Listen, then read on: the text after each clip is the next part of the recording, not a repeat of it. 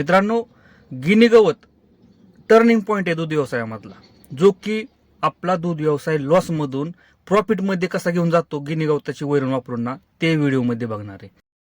नमस्कार मित्रांनो, गिनी गवत वैरण वापरून दूध वाढतं का गायींचं, हा प्रश्न प्रत्येक शेतकऱ्याला पडलेला आहे की गिनी गवतानं दूध देतात का. आणि आत्ता काय चाललंय की मार्केटमध्ये जर आपण बघितलं ना, मुरघास मुरघास मुरघास परवडला नाही. मुरघास दूध व्यवसाय लॉसमध्ये गेला तरी चालेल, पण आज दूध व्यवसायामध्ये मुरघासच वापरायचा हा माइंडसेट आपल्या शेतकऱ्यांना ठेवलेला आहे. मित्रांनो, गिनी गवत टर्निंग पॉइंट आहे दूध व्यवसायामधला, जो की आपला दूध व्यवसाय लॉसमधून प्रॉफिटमध्ये कसा घेऊन जातो गिनी गवताची वैरण वापरून ना, ते व्हिडिओमध्ये बघणार आहे. गिनी गवत वापरून सुद्धा दूध व्यवसाय चांगल्या प्रकारे करता येतो, आज मी तुम्हाला व्हिडिओमध्ये सांगणार आहे. त्यासाठी व्हिडिओ हा शेवटपर्यंत बघा. व्हिडिओ जर आवडला तर लाईक करा. चॅनलवरती नवीन असेल तर चॅनलला सबस्क्राईब करायला विसरू नका. नमस्कार मित्रांनो, शेतकरी आणि टेक्नॉलॉजी आपल्या युट्यूब चॅनलमध्ये स्वागत आहे.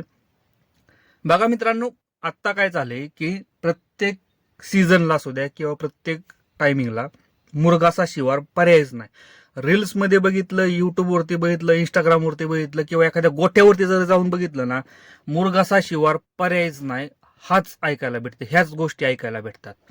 यामुळे काय होतंय की मार्केटमध्ये ना गिनी गवताची व्हॅल्यू कमी होत चालली आणि मुरघास म्हणजेच की आपली जी वैरण आहे, कशाची, मकाची वैरण, मकेला मागणी जास्त वाढली आणि मक्याचा रेट सुद्धा जास्त झालेला आहे. पण लक्षात असू द्या, गिनी गवत वापरून सुद्धा चांगल्या प्रकारे दूध गायी देतात. तेच व्हिडिओमध्ये बघायचं मित्रांनो. बघा, आपण मुरघास तयार करताना आपण काय करतो, एखादा शेतकरी असू द्या किंवा कुणीही असू द्या, आपल्याला मुरघास तयार करायचा आहे. मुरघास तयार करण्याआधी जर स्वतःचा प्लॉट असेल मकाचा, तर ठीक आहे. आपण जर एखाद्याचा विकत घ्यायचा, 1 एकर 2 एकर आपण विकत घ्यायचा, आपण बघायला गेलो प्लॉट, आपण सगळ्यात पहिल्यांदा काय बघतो, मुरघास म्हणजे ते मकाचा प्लॉट बघायला गेला, पहिल्यांदा हाईट बघतो, मकाची हाईट वगैरे चांगली वाढली का. त्यानंतर दुसरा जो सगळ्यात महत्वाचा पॉईंट बघितला जातो ना, तर त्या चिपाडाला कंस किती लागल्यात, जे की लहान लहान बेबी कॉर्न असतात ना, ते कंस किती लागल्यात, 1 कणीस आहे का 2 कणीस आहे, त्यावरती त्या मकाची क्वालिटी आणि त्या मकाचा दर हा ठरवला जातो.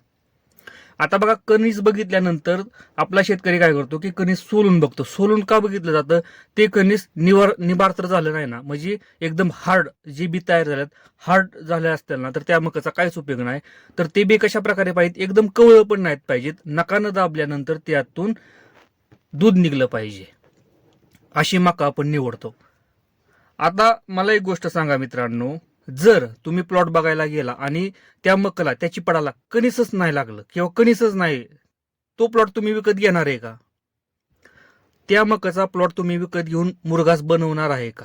मुरघास बनवताना कणसाला प्राधान्य दिलं जातं, कधी पण लक्षात असू द्या. कणीस असेल तरच मुरघास हा व्यवस्थित चांगला क्वालिटीचा होतो. ज्या मुरघासामध्ये कणीस नसेल का नाही, चांगल्या प्रकारे चिकातलं कणीस नसेल ना, त्या मुरघासानं गायी दूधच देत नाही. त्या तुम्ही ऑब्झर्वेशन करा. तुमच्या मुरघासातले आहेत ना मित्रांनो, मुरघास आपण टाकायच्या आधी कंस बाजूला काढा. 25 लिटर दूध देणाऱ्या गायीवरती हा प्रयोग करून बघा. मुरघास वापरतात ना त्या शेतकऱ्यांना करा. मुरघासामधली कंस बाहेर काढा आणि तो मुरघास म्हणजे फक्त वैरण टाका. बघा, ती गायी 2 ते 3 दिवसामध्ये 25 लिटर दूध देणारी गायी 20 लिटरवर येते का नाही. का? कारण गायी ह्या मुरघासानं नाही मित्रांनो, तर त्या मुरघासामध्ये असलेल्या कंसामुळे दूध देतात. कधी पण असू द्या, लक्षात असू द्या. मग एक गोष्ट लक्षात असू द्या, मुरघास तयार करताना जसं आपण कणीस याचा विचार करतो, कणीस असेल तरच आपण मुरघास बनवतो, तर गिनी गवत वापरताना आपण बाकीच्या गोष्टीचा विचार का करत नाही? आपण फक्त गिनी गवतावरच का अवलंबून राहतो? तुम्ही फक्त चिपाड, मकाचं चिपाड जे आहे का नाही, ते जर वापरलं तर गाई दूध देणार नाही त्या. कारण रेग्युलर जेवढ्या दूध देतात तेवढ्याच देतात. पण त्याला जर कणीस असेल, किरायातली आपण म्हणतो, किरायातली मका म्हणजे काय की त्याला कणीस लागलेलं असतं, ती जर मका वापरली तर गाई ऑटोमॅटिकली दुधाला वाढतात. हे प्रत्येक शेतकऱ्याला माहिती आहे की किरायातल्या मकाला कणीस असतं आणि ते कणीस खाल्ल्यामुळे गाई दूध देतात. मग गिनी गवत वापरताना आपण आपण आपण तर डायरेक्ट कणीस वापरू शकत नाही. आता गिनी गवताला तर कणीस येत नाही, मग आपल्याला काय करायचंय? तर मित्रांनो, इथं आपल्याला एकतर आपल्याला मका वाढा वापरायचा आहे.